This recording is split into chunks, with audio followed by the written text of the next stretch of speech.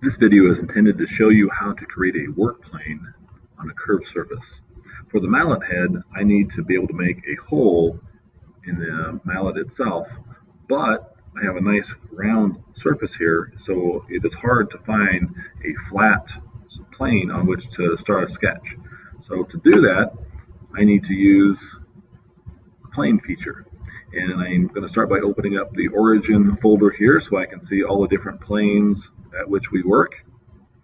I will then come to my ribbon and choose the plane feature.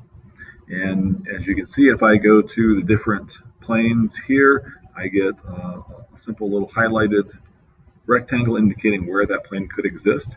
And this is the one that makes the most sense. The YZ plane will line up for me nicely, so I will click on that plane. Then, once I make my way to the mallet head, you can see how I have some options as I move around here in terms of just where that work surface will show up. So I want to make sure I have it on the front right side here, so I'm going to click there. And now it turns to a brownish color, and you can see I have a work plane where I can function.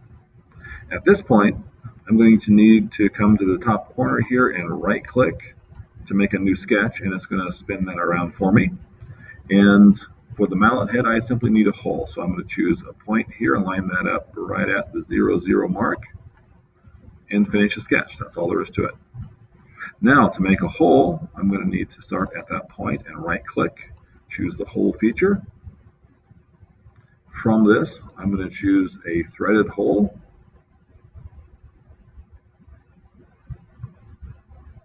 And the size of that should be 0.625.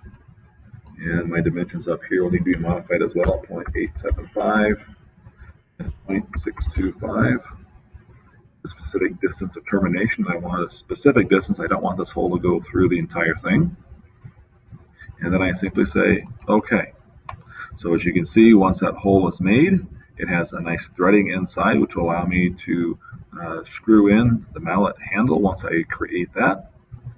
Now, the only problem is this work plane is still visible. And if I were to go and use this part somewhere else, it would still show up with this work plane.